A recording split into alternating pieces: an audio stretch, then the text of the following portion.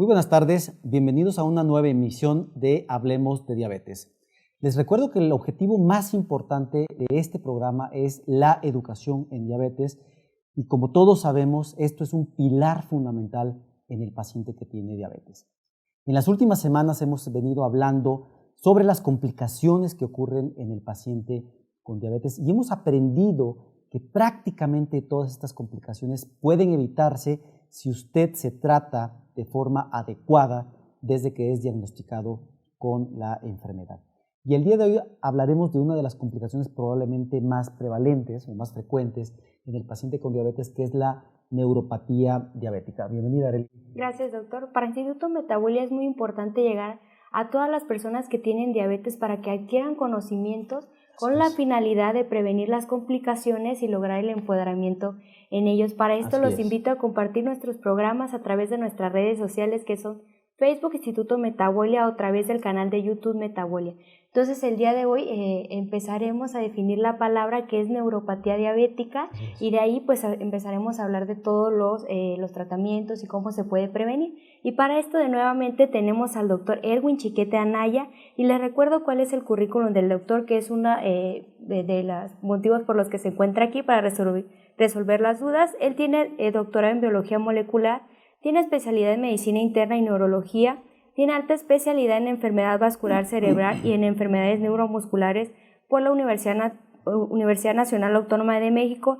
Es nivel 2 en el Sistema Nacional de Investigadores y actualmente es adscrito al Departamento de Neurología y Psiquiatría del Instituto Nacional de Ciencias Médicas y Nutrición Salvador Subirán. Gracias, doctor, por de nuevo estar acá con nosotros. Gracias. Así es, nuevamente bienvenido a las instalaciones de Metabolia y pues justo como ya lo ha dicho Arely, pues nos gustaría primero definir exactamente qué es la neuropatía diabética, ¿no? La neuropatía diabética es el daño de los nervios periféricos, es decir, los cablecitos que salen y entran hacia el sistema nervioso central y que gobiernan las actividades o las principales actividades físicas del cuerpo. Estos cablecitos se van a dañar como consecuencia de la diabetes. Entonces, la neuropatía diabética le llamamos al daño en estos nervios, que puede ser reversible, por supuesto, como consecuencia de la diabetes mellitus. Okay. ¿Y qué tan frecuente es que suceda este daño en los pacientes con diabetes? ¿Y aproximadamente a los cuántos años de diagnóstico se empiezan a dañar estos cablecitos? Pues la neuropatía diabética se considera la complicación crónica más frecuente de las personas con diabetes mellitus. Tiene una implicación tanto macrovascular como microvascular, no necesariamente es de una o de otra. Por eso a veces es difícil clasificarla. Okay. Pero la más frecuente, es decir, en las personas con diabetes mellitus en algún momento de su vida hasta el 60% de ellos van a tener esta complicación en alguna de sus formas. Puede ser muy leve, puede ser muy importante o discapacitante, pero hasta el 60%. Al inicio del diagnóstico, muy importantemente, dependiendo la población, se puede encontrar de un 10 a un 25% incluso de neuropatía diabética. ¿Por qué? Porque la neuropatía diabética, contrario a lo que su nombre puede sugerir, no solamente está presente en la persona con diabetes mellitus, está presente aún en personas en alguna de las condiciones que conocemos como prediabetes. Okay. Es decir, nosotros, por ejemplo, cuando tenemos un paciente, los neurólogos, cuando tenemos un paciente con ciertos patrones de neuropatía, algo que tenemos que verificar, entre otros exámenes, es la glucemia. Y muchas de las ocasiones, de hecho, hacemos prueba de tolerancia a la glucosa oral para definir si esa persona tiene un estado de prediabetes que pudiera estar condicionando esta neuropatía. Entonces, la neuropatía diabética no es exclusiva del diabético. También ocurre en el prediabético si es que existe alguna de las definiciones de este tipo en estas personas. Exacto, y esto implicaría entonces que un alto porcentaje de la población puede llegar a tener esta complicación. Si recordamos, hemos hablado y dicho que casi el 15% de la población mexicana tiene diabetes, pero hay datos en nuestro país que muestran que casi el 20% de la población puede tener prediabetes. Entonces, imaginen ustedes el número de personas que pueden llegar a tener este padecimiento y el problema es que en muchos de los casos lo desconocen, ¿no? Padecer la prediabetes o incluso padecer diabetes. Y de forma general, ¿solamente hay un tipo de diabetes o se puede dividir en varias formas? De neuropatía diabética. Sí, en realidad tenemos varios tipos. De manera simplista para nuestro público, podemos decir que hay neuropatía sensitiva, que hay neuropatía motora o neuropatía autonómica y sus combinaciones. En realidad, clínicamente nosotros tenemos pues, definiciones un poquito más complejas que eso, dependiendo del patrón, el sitio de origen, etcétera, cuántos nervios están afectados, pero es muy importante empezar a reconocerla desde el tipo de alteraciones sensitivas, alteraciones del movimiento y alteraciones de la parte del sistema nervioso que no se controla con la voluntad, es decir, que es autónomo, como por ejemplo el funcionamiento intestinal, el funcionamiento de los esfínteres, el funcionamiento del corazón, incluso la frecuencia respiratoria también se puede ver afectada, entre otras. Y a partir de ahí nosotros subclasificamos a la neuropatía basados en cuántos nervios y la distribución de estos nervios que se ven afectados.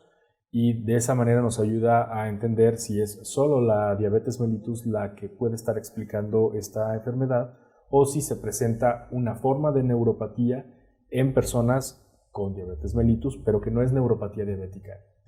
Para que nosotros podamos llamar neuropatía diabética tiene que estar íntimamente relacionado con el control glucémico. Pero hay neuropatías que ocurren muy frecuentemente en la persona con diabetes mellitus que no son diabéticas. Por ejemplo, síndrome de túnel del carpo o un problema de neuropatía inflamatoria autoinmune desmielinizante crónica que llamamos nosotros CIDP, que ocurre con mayor frecuencia en diabéticos que no diabéticos, pero no depende del control glucémico.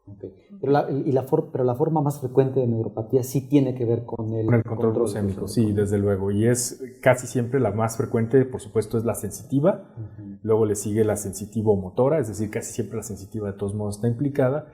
Pero la disautonomía en las personas con alteraciones de la glucemia también es una complicación frecuente, pero probablemente subdiagnosticada. Por eso decimos que sería la última o la menos frecuente de todas, pero en mi opinión y en la opinión de muchas personas que nos dedicamos a esto, es una neuropatía muchas veces subdiagnosticada. La persona tiene náusea, tiene vómito, tiene diarrea y decimos, bueno, pues seguramente es por infección o por alguna otra cosa, y no es otro problema más que la neuropatía diabética. Claro, en el siguiente bloque estaremos viendo cuáles son justo los signos y síntomas de este tipo de neuropatías.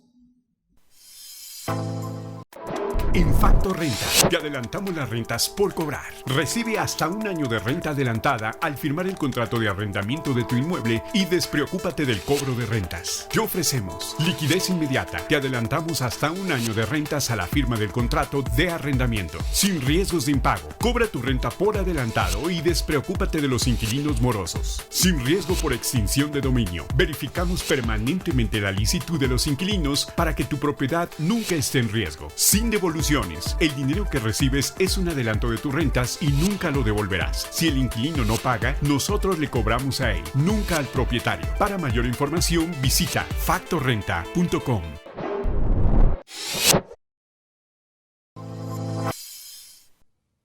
Les recuerdo que estamos hablando de neuropatía diabética y para esto contamos con la presencia del doctor Erwin Chiquete, quien es neurólogo. Doctor, ¿cuáles serían las partes del cuerpo que más se afectan como consecuencia de la neuropatía periférica?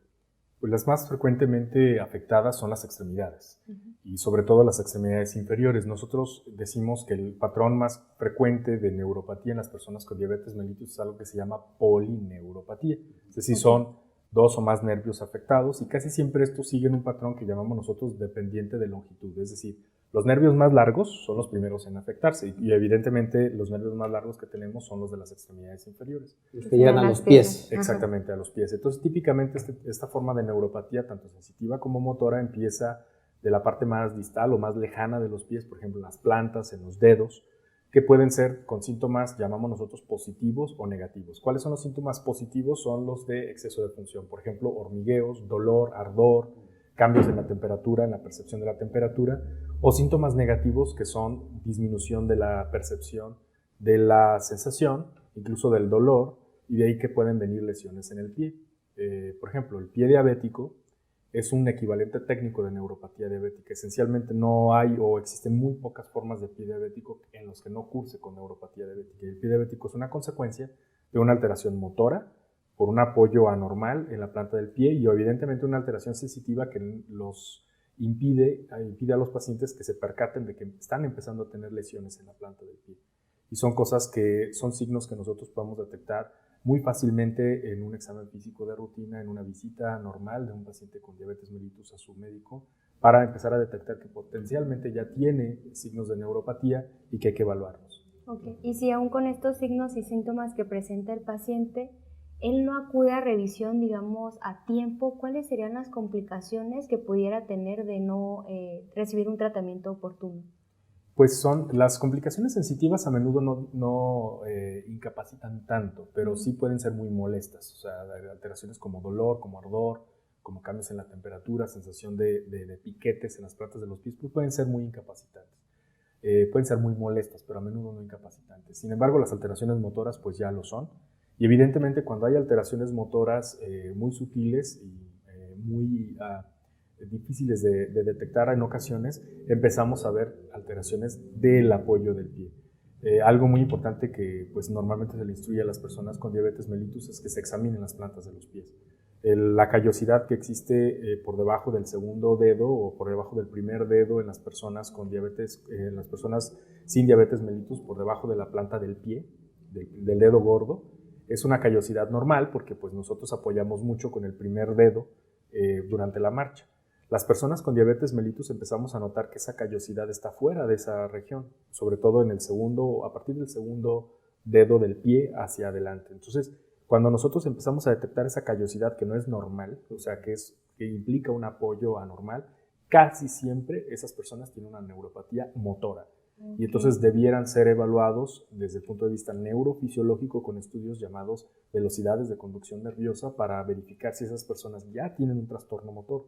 Porque si tienen un trastorno motor, la probabilidad de que después se genere una úlcera diabética, un pie diabético, es muy alto. Y entonces se les debe instruir a las personas para revisarse todos los días las plantas de los pies para verificar el momento en que empiece a haber una pérdida de la continuidad de la piel que puede predisponer a una infección. Okay.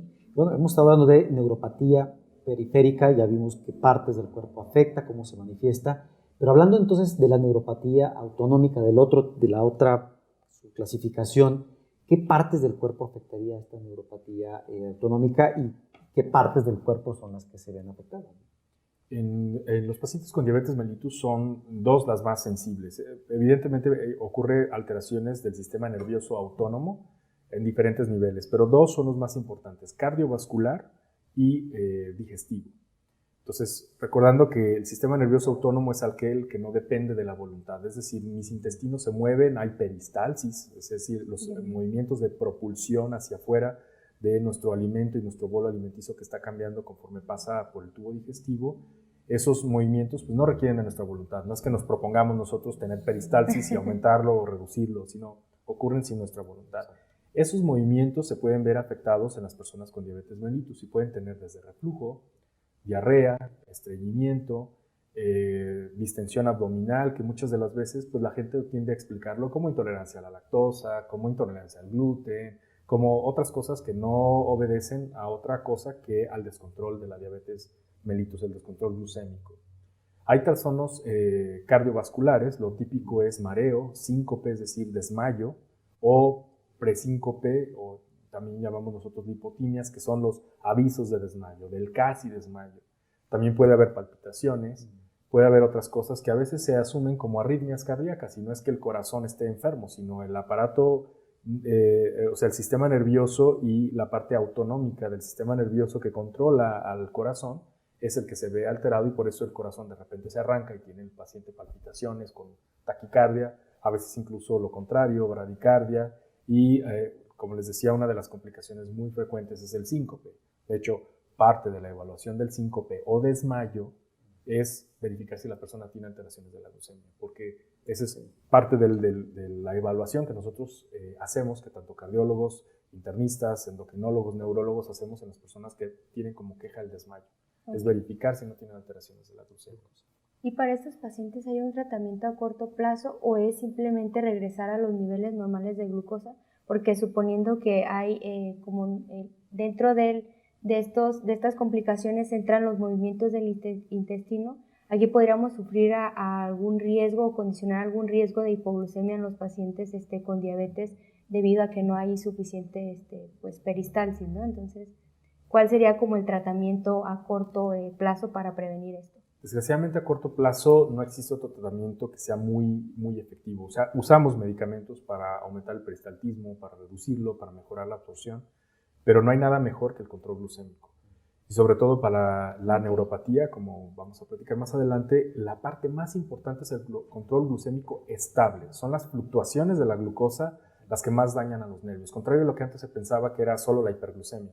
Okay. Hay personas con hiperglucemia, pero constante, siempre están mal, que no necesariamente presentan tanta neuropatía diabética. Son las fluctuaciones, son esas personas que tienen quizá glucemias de ayuno de 50 o 60, pero postprandiales de 300, de 250, 280. Esas fluctuaciones, pero durante el día, no estamos hablando de fluctuaciones en semanas o meses, derivadas de una intervención adecuada. O evidentemente, si una persona estaba mal y ahora le damos insulina, lo insulinizamos o damos un mejor tratamiento, mejorarán sus glucemias, pero no son esas fluctuaciones las que generan problemas, sino son las fluctuaciones diarias, las circadianas, las que generan más problemas. Es decir, les decía, esas personas que tienen a lo mejor una glucemia baja en ayuno, pero postprandiales muy altas. Esas fluctuaciones durante el día son las que más dañan al nervio. Exacto, muy bien. Pues en el siguiente bloque estaremos hablando sobre cómo prevenir justo el desarrollo de la neuropatía, tanto periférica como autonómica, y también de su tratamiento. Trivida, muebles para casa u oficina construidos sobre estructuras de acero geométricamente diseñadas para resistir, transformar y absorber la energía de sismos de gran magnitud. Trivida.mx, Ingeniería Antisísmica. Estamos hablando de neuropatía diabética en el paciente con diabetes con el doctor Erwin Chiquete Anaya, y anterior en los bloques hablábamos de que realmente no hay un tratamiento a corto plazo para tratar las neuropatías, que totalmente es el control de la glucosa como para prevenir las complicaciones. Entonces, respecto a esto, pues yo creo que lo más importante es prevenir. Pero aquí la pregunta es, ¿hay alguna forma de prevenir la neuropatía? Sí, esencialmente de la misma manera, el control glucémico estable. A veces es difícil cuando nosotros, por ejemplo, los neurólogos recibimos pacientes con neuropatía motora importante, hay síndromes o problemas neurológicos derivados de la neuropatía diabética tan serios como amiotrofia diabética, por ejemplo, en la que el paciente esencialmente deja de caminar por la diabetes mellitus. A veces nos cuesta a nosotros mucho trabajo que el paciente asimile que su tratamiento es el control de la diabetes. Ellos dicen, bueno, vengo yo con un neurólogo para que me diga que lo que tengo que hacer es controlarme de la diabetes. Sí, pero es que debe de ser un control y estable. Entonces es cuando nosotros empezamos a tomar más en cuenta pues, todos los aspectos del control de la glucemia para que ese sea estable, para que no haya tantas fluctuaciones, para que no pase esto que decíamos, hipoglucemias, hiperglucemias y fluctuaciones muy importantes durante el día o en los siguientes días. Eso es lo que los va a ayudar a los pacientes bastante. Por supuesto, tenemos otros tratamientos que nos ayudan a mitigar las molestias. Tenemos medicamentos que llamamos nosotros antineuríticos, que son medicamentos que nacieron al mercado con otras funciones. Unos son antiepilépticos, unos son antidepresivos. Tienen funciones distintas, pero que no los usamos como antidepresivo o como un antiepiléptico, sino los usamos por sus propiedades farmacológicas para mitigar los problemas que ocurren en la neuropatía diabética, particularmente la neuropatía diabética sensitiva, pero también nos ayuda un poco en la motora, incluso en la neuropatía por disautonomía, es decir, la neuropatía autonómica. Y la sensitiva sería específicamente en estos síntomas que llamamos positivos, estos adormecimiento, más bien como hormigueo, como... Exactamente, es donde tienen más función estos fármacos, porque no nos van a regresar el que una persona deje de sentir.